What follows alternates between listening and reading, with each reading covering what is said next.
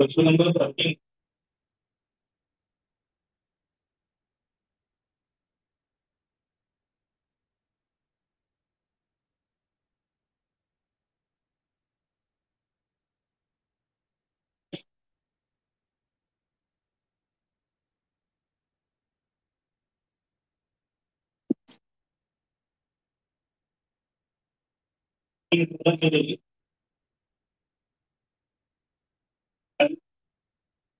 Subscription income, entrance fees income, locker rent income, donation, capital दिले म्हणून add to capital, entrance दिलं म्हणून capital दिली म्हणून ऍड टू कॅपिटल केलं होतं. बॅलन्स वर down bank overdraft opening liability होती. Salary, insurance premium, interest, refreshment expenses हे सगळे एक्सपेन्स होते. फर्निचर असेट होता, cash at and cash at bank asset होतं. हे झाल्यानंतर जेव्हा आपण वरती आलो तर कॅपिटल फंड ओपनिंगला जातं. आता बँक ओव्हरड्राफ्ट 38,000 आणि ओपनिंग बँक ओव्हरड्राफ्ट 38,000 दोन्ही सेम होतं. काय झालं? कॅन्सल झालं. पण सेम असेल तर कॅन्सल करायचं आपल्याला. त्यातनं मशिनरी असेट आहे. आउटस्टँडिंग सबस्क्रिप्शन, आउटस्टँडिंग वाले मायनस करतात. Outstanding subscription less from subscription, सबस्क्रिप्शनच्या बाजूला आपण एक टिक मार्क दिला.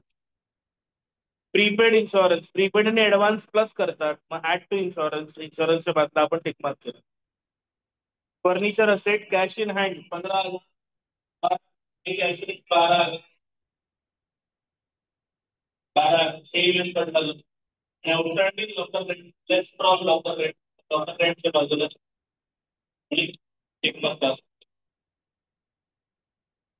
आता ऍडजस्टमेंट होते पण त्या ऍडजस्टमेंट काय सांगते? Subscription received include 3,000 for 18-19. 18-19चं किती आहे? 3,000. म्हणजे आपल्याला जे इथे सबस्क्रिप्शन मिळालंय, लक्षात घ्या, आपल्याला जे हे सबस्क्रिप्शन मिळालंय 1,05,000 रुपये, ह्यामध्ये 3,000 रुपये 1900 आहेत. आता आपला जो इयर एंड आहे तो 19-20 वाला, बरोबर आहे. आपला इयर एंड 20. आपला इयर आणि क्वेश्चन सांगतोय की 3,000 रुपये जे आहेत ते 18-19 आहेत. तर 18-19 म्हणजे पाठचं वर्ष, लास्ट इयर. ठीक आहे. आता एक गोष्ट लक्षात घ्या, लास्ट इयरचं काही पण आलं तर ती इन्फॉर्मेशन, ती ऍडजस्टमेंट नाहीये. लास्ट इयरची बॅलन्स शीट दिली आपल्याकडे, त्यामध्ये आउटस्टँडिंग सबस्क्रिप्शन बघा दिलेलं आहे. किती दिलंय? 8,000. ओके. आता याचा अर्थ समजून घ्या. समजा तुम्ही सगळं माझ्याकडे विचारलं आहे, तर तुमची वर्षभराची फी आहे 12,000 रुपये. 11वीची फी 12,000, 12वीची फी 12,000. ठीक आहे. आता साहिल साहिल म्हणाला, सर 4,000 तुम्हाला देतो, 8,000 नंतर देतो. मी बोला ठीक आहे. वर्ष संपलं पण पैसे काय आले नाही. वर्षाच्या शेवटी जेव्हा फायनल अकाउंट बनवलं तेव्हा आउटस्टँडिंग इन्कम 8,000 असं मी ह्याचं लिहिलं, बरोबर ना. मला फी येणं बाकी आहे, आली का? नाही. आली असती तर इन्कम असती, आली नाही म्हणून आउटस्टँडिंग आहे. मग मी ते लिहून ठेवली की 8,000 येणं बाकी आहे. ठीक आहे. तर 12वीचं वर्ष आलं, 10 पैसे घेऊन आला. सर हे फी घ्या गेल्या वर्षीची. गेलो किती आहे? त्याने मला माहिती किती दिले? 3,000. बाकी किती होते? बाकी किती होते टोटल? पहिला 8. देतोय किती आता मला तो? आहे वर्ष झाली आहेस ना. 11वीची 8,000 फी बाकी होती. तुम्हाला आता 3,000 देतोय. पूर्ण दिले का? जेवढे दिले तेवढे दिले ना. किती बाकी राहिले? 5. जेव्हा मी आता ह्या वर्षाला फायनल अकाउंट बनवतोय, अजून पण ते पैसे यायला बाकी आहे ना मला. किती? 5. मग जेव्हा मी इकडे विचार करतो, आता हा जो इफेक्ट आहे ना लेस फ्रॉम सबस्क्रिप्शन, हा माहिती आपण काय करतो, पण असा विचार करतो गेल्या वर्षी मिळालं ह्या वर्षी मिळालं असं आपण एक्झ्युम करतो. तर क्वेश्चन काही सांगत नाही तर ते याच्यामध्ये खरं ठरतं की जो पैसा गेल्या वर्षी बाकी होता तो ह्या वर्षी मिळाला. ह्या वर्षी हिशोबामध्ये लास्ट इयरचा हिशोब नको म्हणून आपण तो काढून टाकतो. म्हणून आउटस्टँडिंग लेस का करतो? कारण आउटस्टँडिंग हा लास्ट इयरचा हिशोब आहे. ह्या वर्षी तो नको आहे म्हणून आपण तो लेस करत असतो सगळ्यात. ठीक आहे.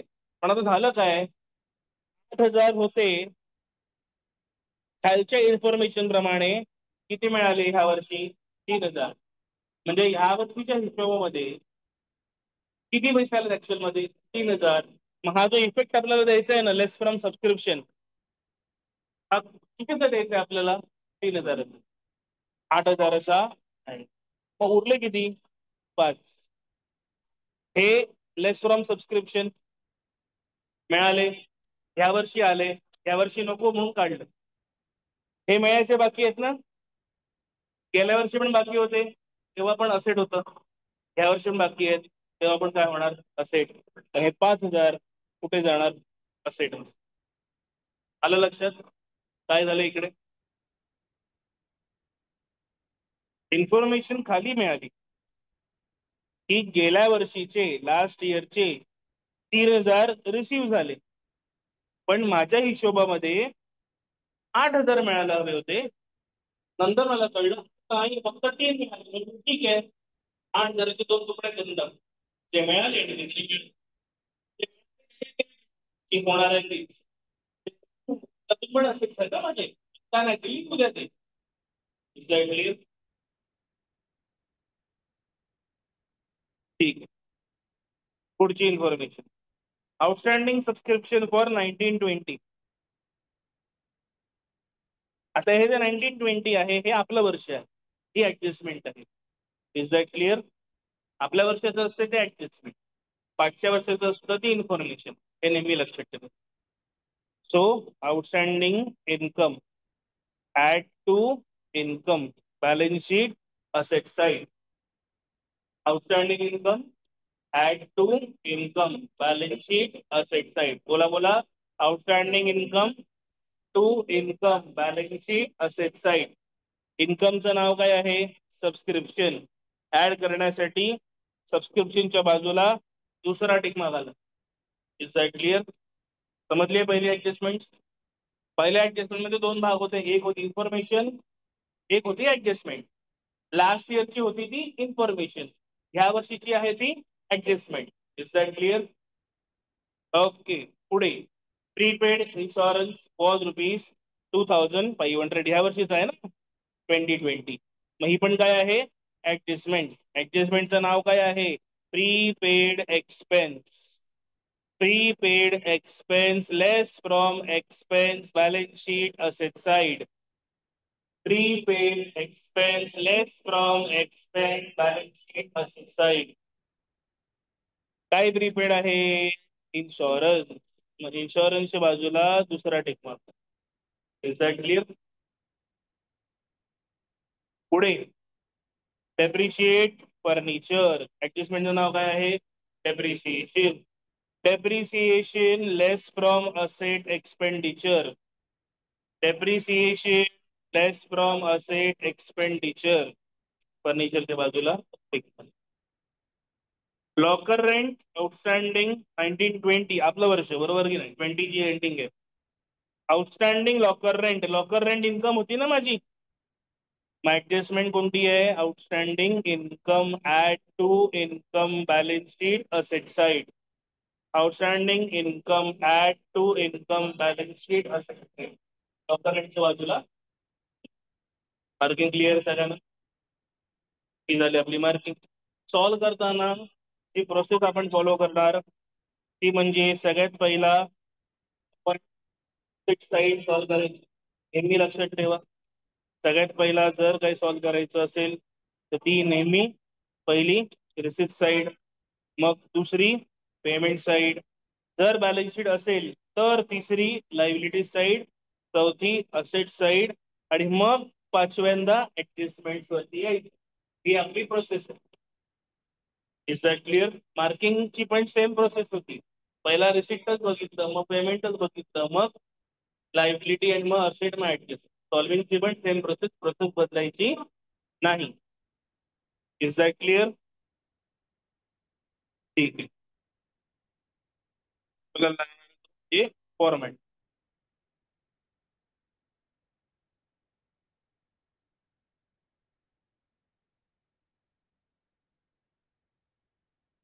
एक इन्कम अँड एक्सपेंडिचर अकाउंट बनवणार आपण आणि दुसरं आपण बनवणार आपण balance sheet.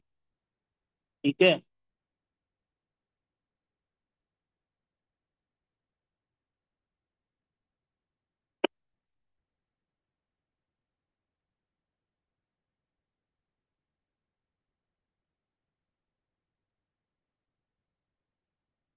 So income and expenditure account for the year ended 31/3/20.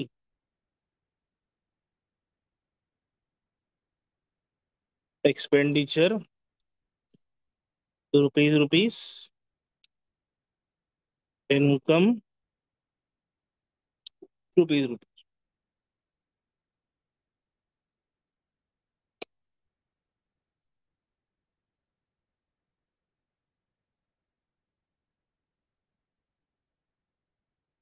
ठीक आहे. आणि दुसरं जे आपण बनवणार आहोत ती आहे balance sheet as on 31st March 2020. Liabilities rupees, assets rupees.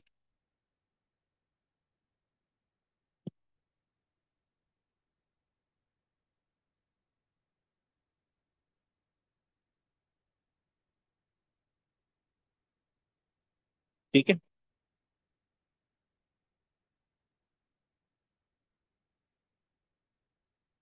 So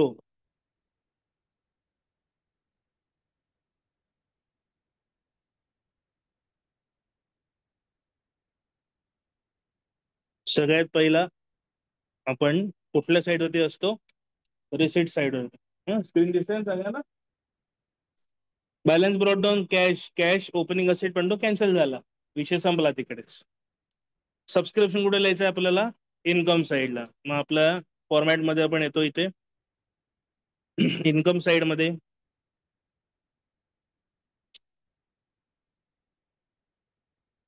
bye subscription amount is 1,05,000. आता टिकमार्क दोन आहेत ना इकडे, दोन टिकमार्क हे 3 लाईनी सोडायचे, लक्षात ठेवा. दोनचा डबल 4, एक कमी 3, 1 2 3. Is that clear? सबस्क्रिप्शन नंतर काय आहे? Entrance fees. Normally entrance fees income मध्ये जाते, पण ह्याच्या ब्रॅकेट मध्ये काय दिलंय? कॅपिटलाइज. म्हणून मग इफेक्ट काय आहे? Add to capital. मग आपण काय करतो? कॅपिटल लिहितो पण लायबिलिटी मध्ये, बरोबर आहे? लायबिलिटी मध्ये येतो आपण. कॅपिटल फंड नाव असतं इकडे. ओपनिंग आपल्याला नंतर मिळणार. जरी आपल्याला माहिती आहे वर ओपनिंग आहे म्हणजे लायबिलिटी बॅलन्स शीट मध्ये, तरी लिहायचं नाही. ओपनिंगला जागा ठेवली plus entrance fees amount 9,300. Is that clear? जिथे आहात तेवढंच लिहा, त्याच्या उपर काय लिहायचं जाऊन. एंट्रन्स फी नंतर काय आहे? Locker rent. ठीक आहे. कुठे येतं? इन्कम. मग परत मी आलो इकडे इन्कम मध्ये. By locker rent which is ₹1,500. दोन टिक मार्क म्हणजे 3 लाईनी, 1 2 3, 3 लाईनी लिहून सोडून दिलं. नंतर काय आहेत डोनेशन्स. डोनेशनला पण ब्रॅकेटमध्ये काय सांगितलंय कॅपिटलाइज. मग ऍड टू कॅपिटल परत इफेक्ट येतो ₹800. मग आपण परत येतो लायबिलिटी मध्ये आपल्या ऍड डोनेशन्स ₹800. ठीक आहे, हे झालं रिसिप्ट साईड. आता सेकंड बाजू कुठली पेमेंट साईड. सगळ्यात पहिला काय होता बँक ओव्हरड्राफ्ट कॅन्सल झाला. नंतर काय आहे सॅलरी कुठे लिहायचंय एक्सपेन्स. मग एक्सपेंडिचर साईड मध्ये येतो आपण टू सॅलरी. कुठली ऍडजस्टमेंट नाहीये डायरेक्ट बाहेर लिहू शकतो नाही ऍडजस्टमेंट आहे सर 17,500. एक टिक मार्क एकच लाईन सोडतो. त्यानंतर इन्शुरन्स प्रीमियम हे पण एक्सपेन्स आहे टू इन्शुरन्स प्रीमियम. दोन टिक मार्क आहेत इकडे बरोबर आहे. 1 2 3 3 लाईनी सोडायच्या दोन टिक मार्क आहेत. त्यानंतर इंटरेस्ट परत एक्सपेन्स मध्ये आला ना टू इंटरेस्ट विच इज ₹1,400. ठीक आहे. त्यानंतर रिफ्रेशमेंट एक्सपेन्सेस पण एक्सपेन्स आहे to refreshment expenses which is ₹4,200. Furniture asset मी असेट मध्ये येतो आणि इथे लिहितो फर्निचर. एकदा चेक करायचं जर बॅलन्स शीट आहे आपल्याकडे आणि जर ऍसेट आपण लिहितोय तर ओपनिंग मध्ये फर्निचर आहे का तर आहे. दिसतंय तुम्हाला बॅलन्स शीट मध्ये फर्निचर आहे. मग जर बॅलन्स शीट मध्ये फर्निचर असेल तर हे जे फर्निचर आहे हे नवीन विकत घेतलेलं फर्निचर. मग आपण काय करायचं फर्निचरला अंडरलाईन करायची आणि मग इथे लिहायचं ओपनिंग जे आपल्याला नंतर मिळेल प्लस ऍडिशन जे आपण आता केलं ह्या वर्षी which is ₹30,000. Is that clear. आणि टिकमार्क आहे सो एक लाईन सोडून दिली आपण.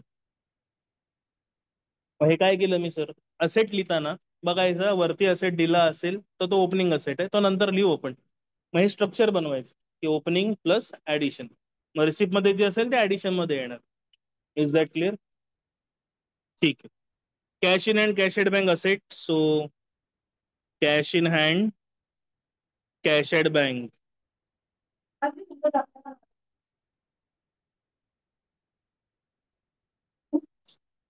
Cash in hand 6,500.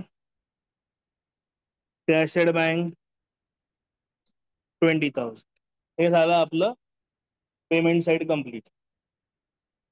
आता आपण येणार कुठे तर ओपनिंग बॅलन्स शीट मध्ये liability side third step. Capital fund कुठे लिहायचं आहे ओपनिंग मध्ये बरोबर आहे. मग माझ्या लायबिलिटी मध्ये ओपनिंग मध्ये मी जागा बनवली ना ऑलरेडी 64,500. आता प्लस करून खालती यायचं 008 4 आणि 9 13 आजचाला 1 6 आणि 1 60 73,800 प्लस 800 00647 74,600 ची आतापर्यंतची टोटल आली. Is that clear. पुढे बँक ओव्हरड्राफ्ट कॅन्सल झाला. Outstanding salary less from salary बरोबर. मग मी इकडे वरती येतो आणि इथे लिहितो लेस आउटस्टँडिंग इन लास्ट इयर. पाचच्या वर्षाचं आउटस्टँडिंग. Is that clear. ₹4,000 बाहेर किती आले ₹13,500. क्लिअर. संपली लायबिलिटी साईड. आता कुठे आलो आपण असेट साईडला. असेट मध्ये सगळ्यात पहिला काय आहे मशिनरी. मशिनरी कुठे लिहायची आहे आपल्याला ऍसेट मध्ये. बॅलन्स शीट मध्ये येतो आपण परत इकडे मशिनरी कुठली ऍडजस्टमेंट नाहीये डायरेक्टली बाहेर लिहू शकतो 69,000. ठीक आहे. नंतर आलं आउटस्टँडिंग सबस्क्रिप्शन. पहिला आपण विचार केला लेस फ्रॉम सबस्क्रिप्शन. हा तर आपला विचार होता. नंतर मला कळलं अरे 8,000 नाही 3,000च फक्त मायनस होणार. मग मी हे जे आहे हे विसरलो. Is that clear? मग आता ह्याच्यात स्प्लिट झाल्यात 3,000 मायनस 5,000 असेटमध्ये परत. मग असेटमध्ये किती लिहायचे? 5,000 बरोबर. Outstanding subscription of last year 5,000 बरोबर. हे असेटमध्ये गेलं आणि इन्कम मधून minus outstanding in last year 3,000. मग मायनस करून किती आले? 1,02,000. Is that clear? ठीक आहे.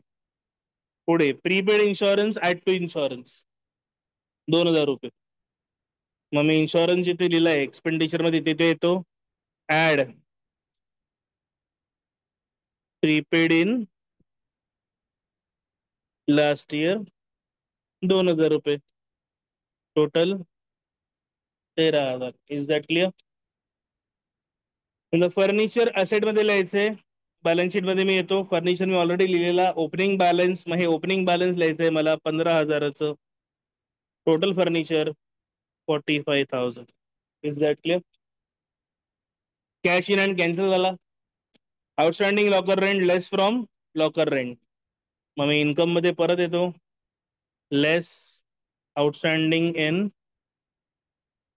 Last year ₹500 which is ₹1,000. इकडे आपली ऍसेट फंड संपली. आता आपण ऍडजस्टमेंट वरती येतोय. Is that clear? ठीक आहे. पहिली ऍडजस्टमेंट सबस्क्रिप्शन रिसिव्ड फॉर 18-19. जेव्हा आपण हे वाचलं आपल्याला कळलं की अरे बाबा हे तर 18-19चं आहे. 18-19 म्हणजे लास्ट इयर. ही इन्फॉर्मेशन आहे ती आपण वरती करून टाकली. पुढे जे लिहिलेलं आउटस्टँडिंग सबस्क्रिप्शन फॉर 19-20 ती खरी adjustment. Outstanding income add to income balance sheet asset side.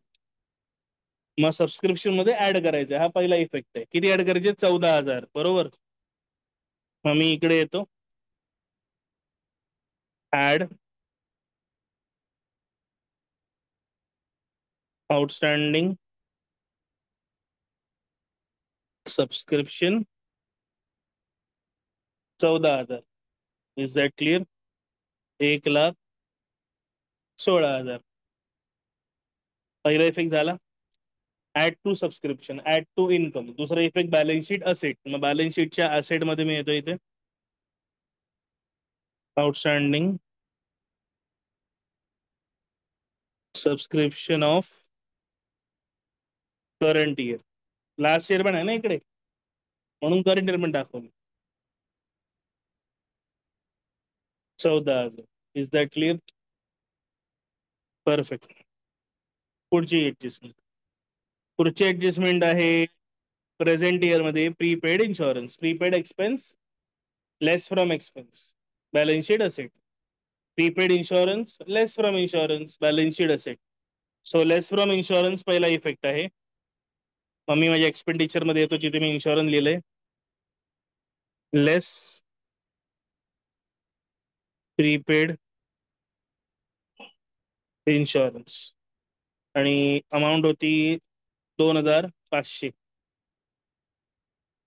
2,500. 10,500. ठीक आहे. पहिला इफेक्ट झाला लेस फ्रॉम इन्शुरन्स. दुसरा effect balance sheet asset. Balance शीटच्या असेट मध्ये मी येतो प्रीपेड इन्शुरन्स 2,500. क्लिअर आहे. नंतर सांगितलं depreciate furniture. Depreciation less from asset पहिला इफेक्ट. फर्निचर मध्ये आलो आपण इथे लेस डेप्रिसिएशन ₹3,000 बाहेर 42,000. Depreciation less from assets and effect expenditure side. So expenditure मध्ये आलो आपण 2 depreciation on furniture. Is that clear? 3000. हा 3000 clear. आणि last locker rent outstanding for 1920 rupees 400 outstanding income add to income outstanding income add to income ठीक है plus outstanding locker rent 400 total 1400 add to income balance sheet asset side तो balance sheet asset side outstanding locker rent rupees 400. Is that clear? सगळे adjustment complete झाल्यात. आता काय करायचं? Balance करायचंय, total करायचं ओव्हरऑल. सेम प्रोसेस जी आपण ऍडमिशन मध्ये पण बॅलन्सिंगची केली आहे, सगळ्यामध्ये केली आहे, काय फरक नाही.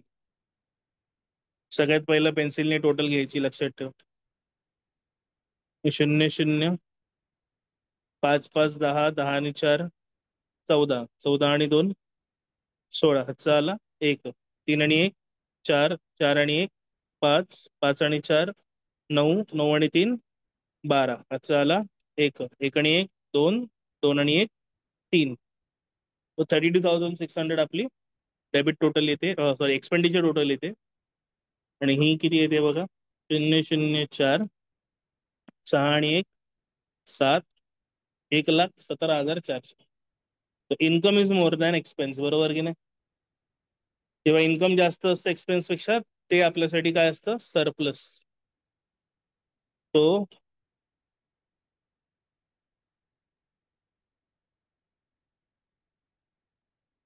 1,17,400 1,17,400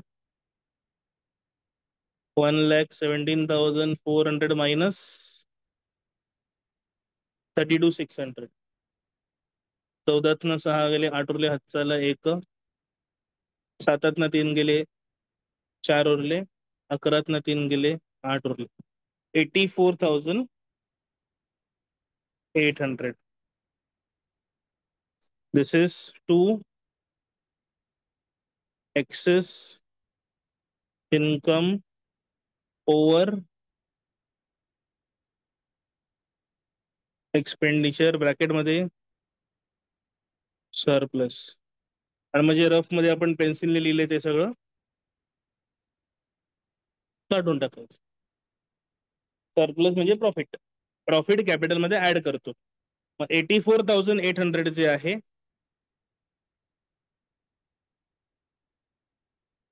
ते आपण याच्यामध्ये ऍड करून टाकणार. 84,800.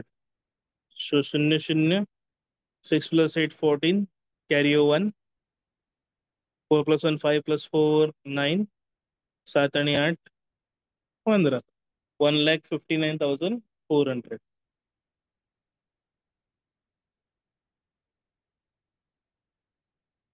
टोटल घ्यायची बारी येते. तर ह्याची टोटल 159,400च आहे, बाकी काहीच नाही लायबिलिटी मध्ये, आहे की नाही? आता ऍसेट साईडची टोटल घेऊया आपण.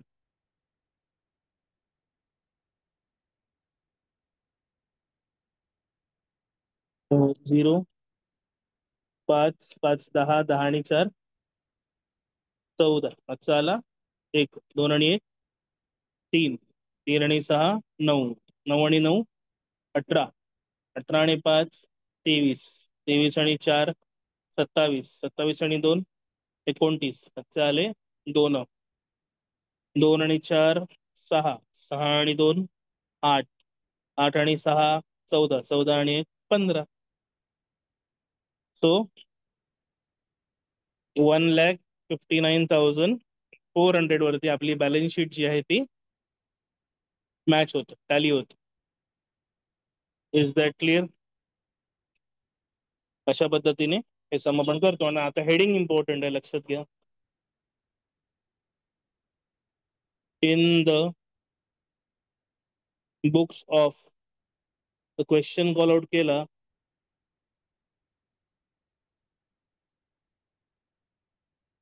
तर it was Morya sports club Thane. So Morya sports club Thane. Are you clear on this? Perfect.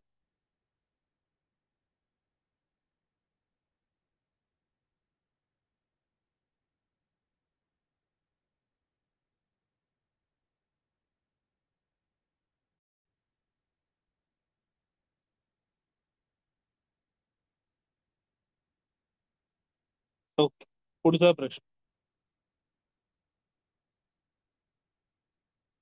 You are required to prepare income and expenditure account for Vivekananda charitable hospital Latur. पहिली सुरुवात नेहमी रिसिप्ट साईडने. आपलं वर्ष कोणतं आहे? 19, म्हणजे 18-19 आपलं वर्ष. ठीक आहे.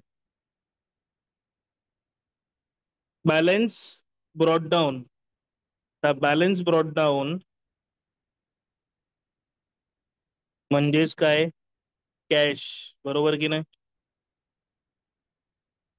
Opening asset.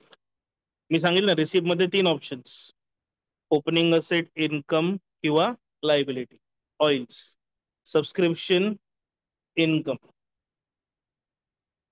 Life membership fee नेहमी लक्षात ठेवायची, ही एक आयटम जी आहे ती नेहमी कॅपिटल मध्ये प्लस होते, कारण ती एकदाच मिळते.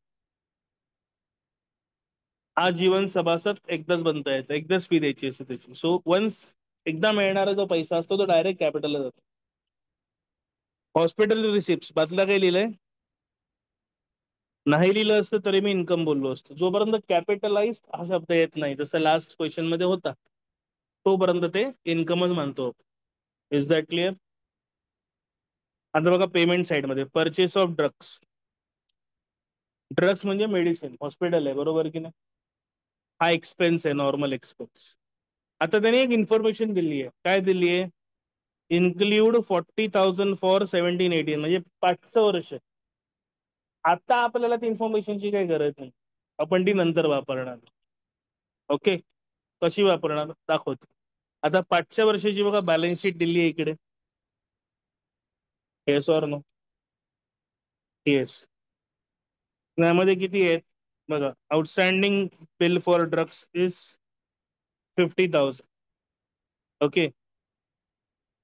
आणि purchase of drugs ₹20,000 includes 40,000 for 17-18.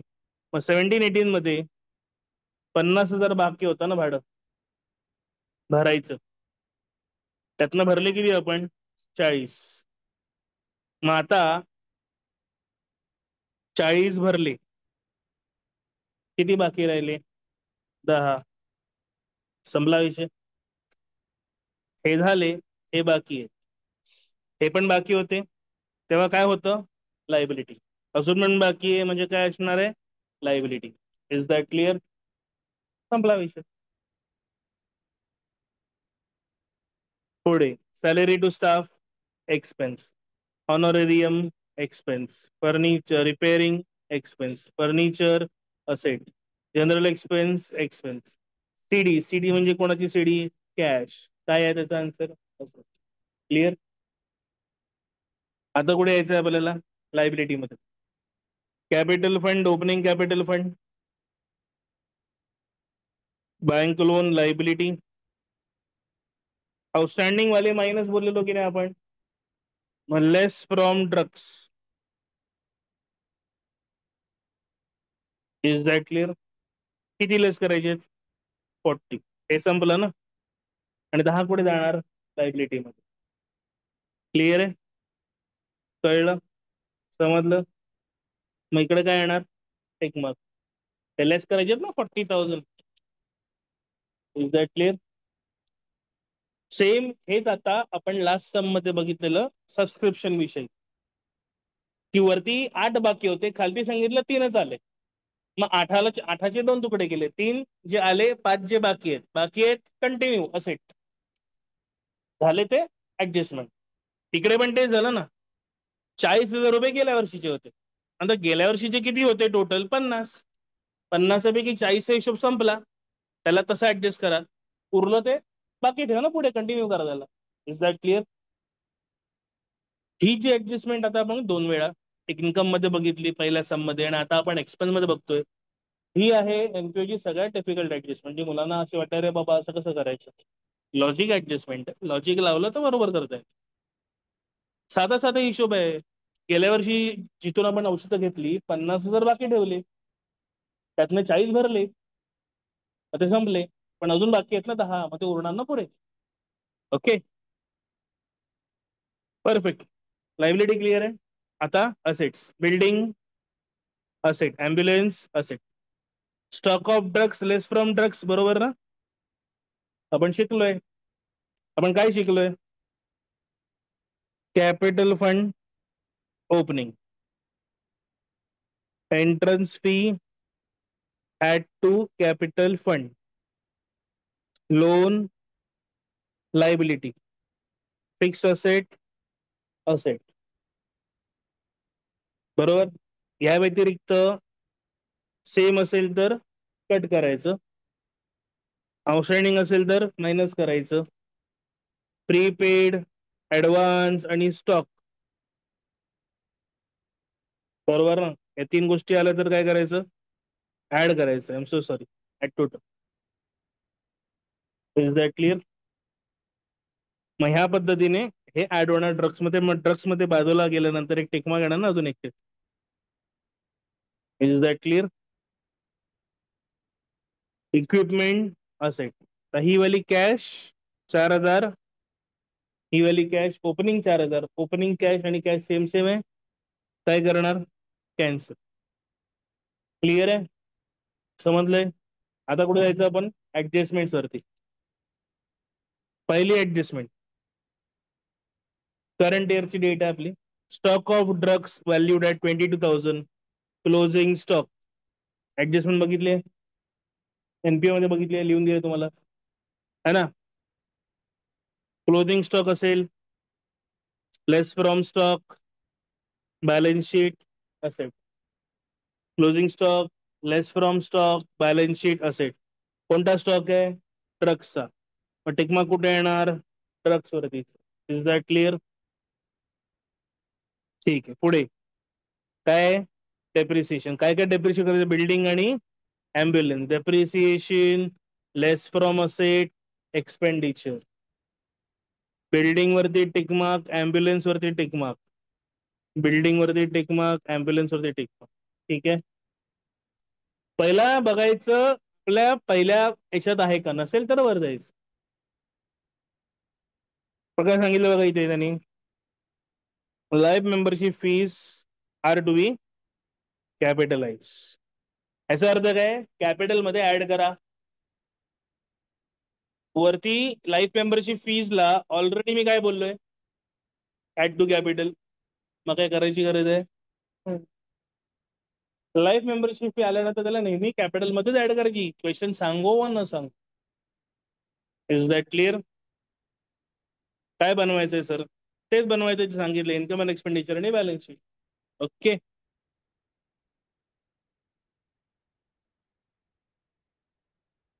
चला बनवायचा प्रयत्न करूया.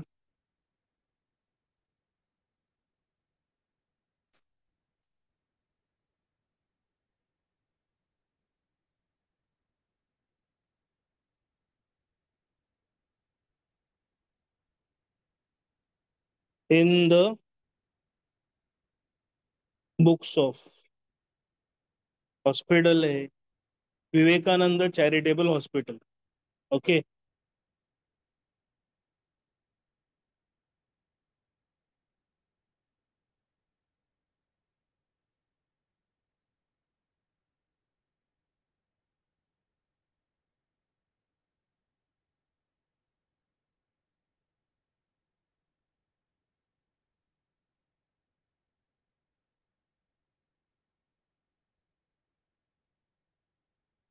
Income and expenditure account for the year ended 31/3/19.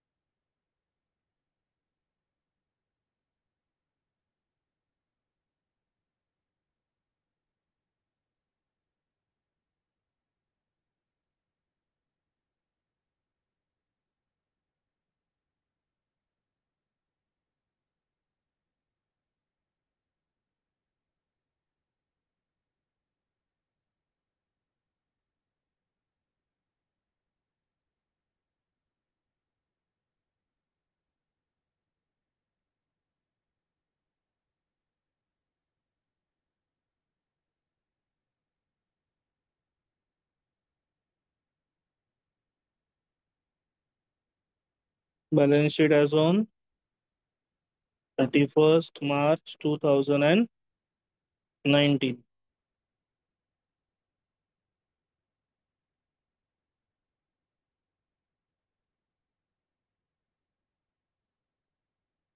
Capital fund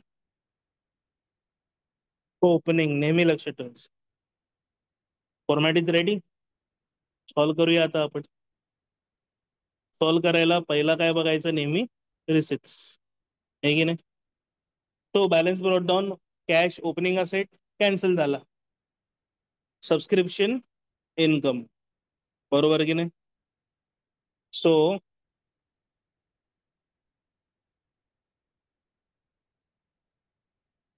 subscription income by subscription 2,22,000. Okay. ह्या वेळेला सबस्क्रिप्शन वरती काय ऍडजस्टमेंट नाही. Life membership fee add to capital, बरोबर. लायबिलिटी मध्ये आलो आपण. Add life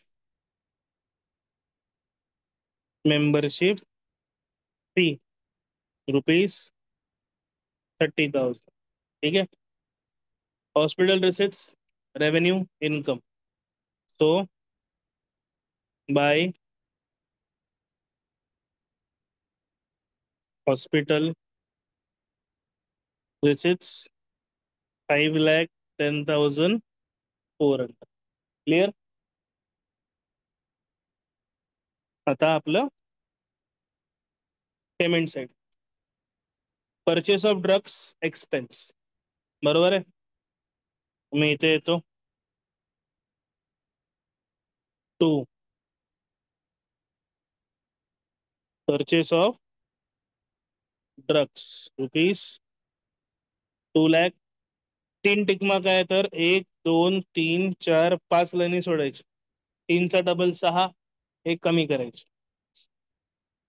salary to staff expense. So by salary to staff 85,000. ठीक है. Honorarium to doctor expense by honorarium to doctor 4 lakhs. त्यानंतर repairs and maintenance expense. I am so sorry, बघा expenditure मध्ये लिहिताना आपल्याला 2 लिहायचं, माहिती आहे. 2 रिपेअर्स अँड मेंटेनन्स ₹18,000. त्यानंतर furniture is an asset for me, asset मध्ये येतो. ह्या वेळेला वरती बघा फर्निचर दिलं नाही. दिलं असतं तर गेल्या वेळेला जसं आपण केलं ओपनिंग फर्निचर ऍडिशन तसं केलं असतं, पण असं काय नाहीये. So directly furniture ₹45,000. General expense expenditure side मध्ये आलो आपण. To general expense 16,000. Balance carried down cash asset तो ऍसेट साइड मध्ये cash 2400. Are we clear on this? आता कोणाची बारी? Liability. Opening fund, capital fund, opening capital fund. Opening capital fund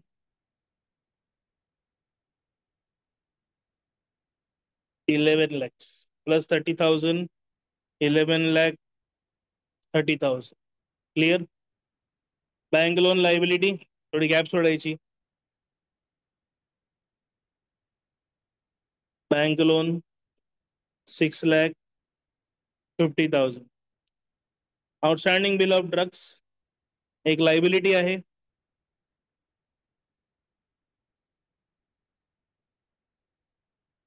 ₹10,000 आणि एक ऍडजस्ट करायचं 40,000 मायनस करायचे ना आपल्याला.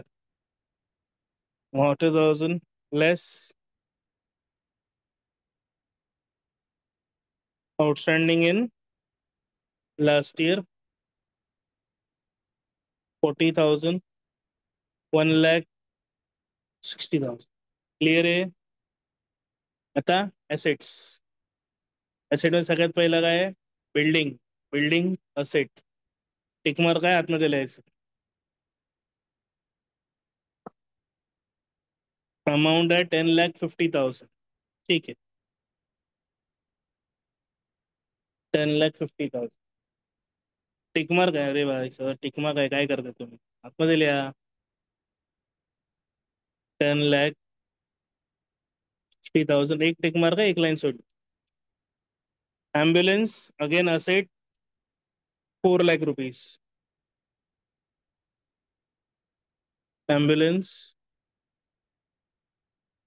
4,00,000 rupees. Stock of drugs add to drugs. नाही इकडे आतो आपण plus stock of drugs, opening stock of drugs which is 42,000, 2,00,000, 2,000. Okay. Hospital equipment assets. Asset मध्ये येतो आपण हॉस्पिटल इक्विपमेंट्स 3,04,000 आणि कॅश इन हँड कॅन्सल झाली. क्लिअर? आता कोणाची बारी आहे? ऍडजस्टमेंटची. पहिली adjustment closing stock of drugs less from stock balance sheet asset. Less from stock balance sheet asset. So drugs वरती आपण येतो सगळ्यात पहिला. Less closing stock of drugs 22,000 minus करणार आपण 1,80,000. Is that clear? Second effect balance sheet asset side. Balance शीटच्या asset मध्ये stock of drugs 22,000. Clear? त्यानंतर depreciate building 5%. Depreciation less from asset, बरोबर की नाही? मायनस 5%. 10,50,000चे 5%.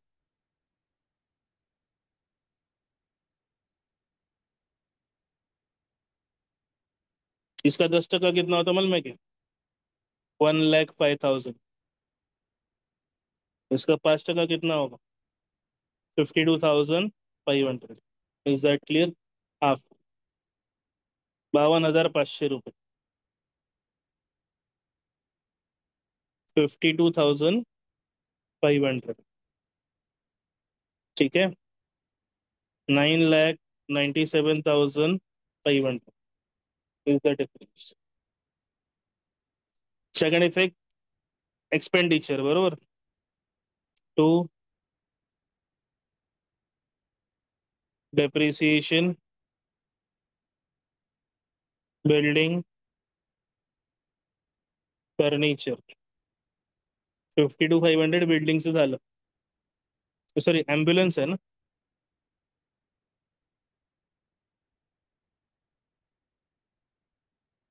Second ambulance 30,000 flat. 30,000. 82,500 less from asset. Depreciation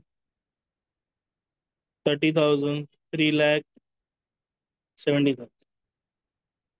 clear. सगळं कम्प्लीट झालं. आता काय करायचंय. बॅलन्स. तर टोटल कशी कळली करायची कळली ना तुम्हाला लोकांना.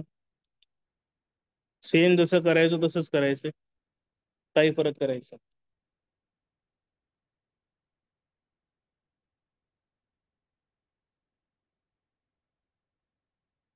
सगळ्यात पहिला पेन्सिलने तुम्ही रफ टोटल घ्यायची. ओके. तर ही जी आहे 004,2,3,7,32,400. ठीक आहे. आता ह्याची टोटल 0,0,5 आणि 8 13, 13 आणि 6 19, 19 आणि 2 21. अच्छे आले 2. 8 आणि 2 10, 10 आणि 8 18, 18 आणि 1 19, 19 आणि 1 20, 20 आणि 8 28. अच्छे आले 2. 2 आणि 1 3, 3 आणि 4 7. 7,81,000 and 7,32,400. एक्सपेंडिचर मोठा आहे ना इकडे. Is that clear. मग डेफिसिट झालं या साईड. ठीक आहे. सो 7,81,000. सॉरी सॉरी, एक मिनिट.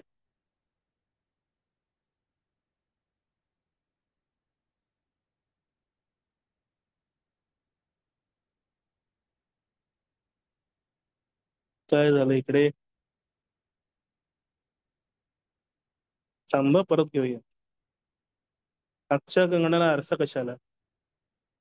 0,0,5. बरोबर. त्यानंतर 5 आणि 8 13, 13 आणि 6 19, 19 आणि 2 21चा 1 अच्छे आले 2. 2 आणि 8 10, 10 आणि 8 18, 19 20, 20 आणि 8 28 चे 8 अच्छे आले 2. 2 आणि 1 3, 3 आणि 4 7. 7,81,500. ओके. 500 याचे राहून गेलेले आपण.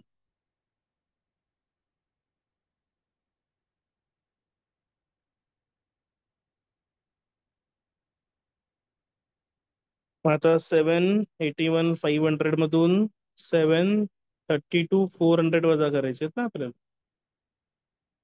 11तनं 2 गेले, 9 उरले, चला 1, 8तनं 3 गेलं, 49,100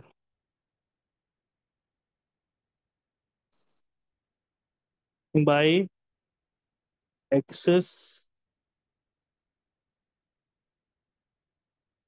एक्सपेंडिचर ओवर इनकम. इसको बोलते हैं deficit. Is that clear. Deficit capital मधून मायनस होतो. 49,100 मायनस डेफिसिट 49,100. आता 11,30,000 मधून 49,100 मायनस करायचे. ठीक आहे. 0 0 10तनं 1 गेलं, 9 उरलं, चला 1, 10तनं 10 गेले 0, चला 1. 13तनं 5 गेले, 8 उरले. चला एक शून्य आणि हा एक.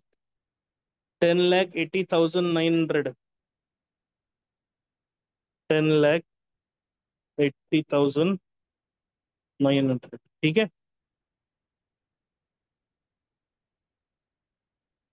आणि आता फायनल बॅलन्स 0,0,9. हे पण शून्यच. 8 आणि 5 13, 13 आणि 1 14. चला एक 5 आणि 1 6 आणि 1 7. 17,000. 17,40,900. ह्याचं बघूया. 0,0. 5 आणि 4 9. 5 आणि 2 7. 7 7 14. 14 आणि 4 18. 18 आणि 2 20. 7 आले 2.